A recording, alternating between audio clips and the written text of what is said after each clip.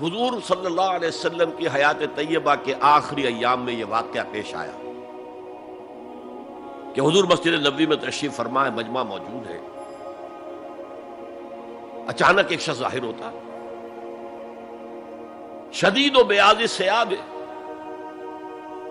شدید و سواد شعر، اس کا لباس انتہائی سفید صاف، کوئی اس پر دھبا نہیں، داغ نہیں، میل نہیں، بال انتہائی سیاہ چمکدار، گرد آلود نہیں، ولا یعرفہ احد منا، اور ہم میں سے اسے کوئی پہچانتا بھی نہیں تھا، کسی بھی ریت سے خاک سے بالکل آلودہ ہوئے بغیر بال ہیں، تو شاید یہ مدینے کا رہنے والا ہو، تو مدینے والوں میں سے کوئی تو ہوتا کہ جو اس کو جانتا پہچانتا،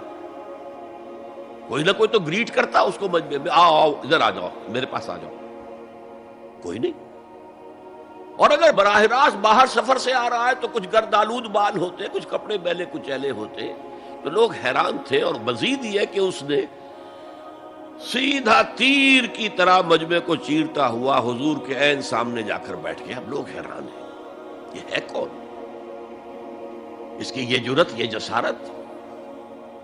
اور اس طرح دو زانو بیٹھا کہ حضور کے گھٹنوں کے ساتھ اپنے گھٹنے جوڑ دیے اور حضور کی رانوں پر اپنے دونوں ہاتھ رکھ دیے۔ اب سوال کیا، یا محمد اخبرنی عن الاسلام، اے محمد مجھے بتاؤ اسلام کیا ہے؟ حضور نے فرمایا وہی جو میں ابھی آپ کو حدیث سنا چکا ہوں، الاسلام ان تشہد اللہ الہ الا اللہ وان انا رسول اللہ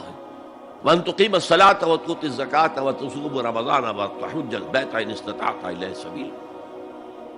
پھر کہا اخبرنی عن الایمان۔ لیکن یہ کہ ان روایتوں میں بھی اس کو روایت کرنے والے بہت سے صحابہ ہیں، عبداللہ ابن عمر بھی ہے، حضرت عمر خود بھی ہے رضی اللہ تعالی عنہما، ابو ہریرہ بھی ہے، عبداللہ ابن مسعود بھی ہیں۔ چونکہ ایک مجمع میں واقعہ ہو رہا تھا نا، تو مجمع کے اندر تو بہت سے لوگ سن رہے ہیں۔ اگرچہ جیسے آج بھی ہوگا کہ میں جو بات کہہ رہا ہوں، آپ میں سے بہت سے حضرات میری ساری بات سن کر اگر کہیں جا کر رپورٹ کریں گے تو ان کی باتوں میں اختلاف ہو جائے گا،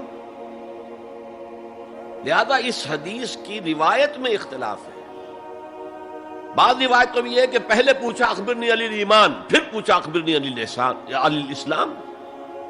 اور یہ جو حضرت عمر کی روایت ہے اس میں ہے سب سے پہلے آپ نے پوچھا اخبرنی عن الاسلام، پھر دوسرا سوال آیا اخبرنی عن الایمان۔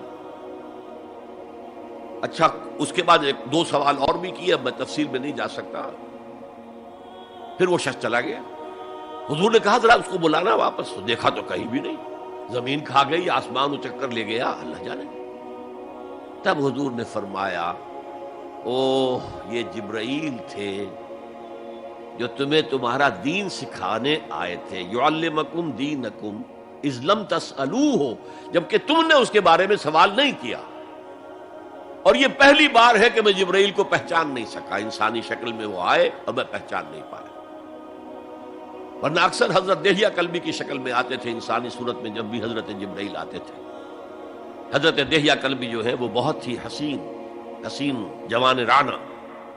ان کی شکل میں آتے تھے۔ بہرحال یہ اتنا اہم مسئلہ ہے کہ اس کو کلیئر کرنے کے لیے کہ دودھ کا دودھ پانی کا پانی علیحدہ ہو جائے، ایمان کیا ہے، اسلام کیا ہے، دنیا کا نظام اسلام پر ہے، ایمان پر نہیں ہے، آخرت کا معاملہ ایمان پر ہے، اسلام پر نہیں ہے۔ کوئی شخص مسلمانوں کا بہت بڑا قائد ہو، بہت بڑا لیڈر ہو، لیکن ہو سکتا ہے آخرت میں زیرو ہو۔ میں حدیث سنا چکا ہوں آپ کو، ایک شخص دنیا میں شہید سمجھا جا رہا تھا، ایک شخص دنیا میں بہت بڑا عالم سمجھا جا رہا تھا، ایک شخص دنیا میں بہت بڑا سخی سمجھا جا رہا تھا، اور اللہ نے سب کے دعوے جو ہیں ان کی نفی کر دی۔ تم نے جنگ کی تھی اس لیے لیقال جریء کہا جائے، بہت ہی جری آدمی ہے صاحب، بہت بہادر آدمی، کیا کہنے اس کے،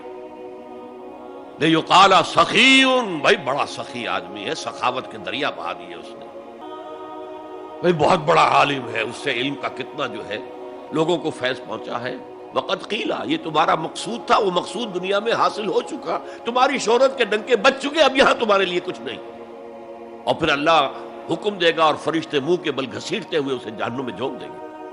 تو وہ اسلام وہاں کام نہیں آئے گا، بلکہ اسلام کیا، اسلام پر اتنی اضافی خوبیاں بھی کام نہیں آئیں گی اگر دل میں ایمان نہیں اور اس کے نتیجے میں نیت درست نہیں۔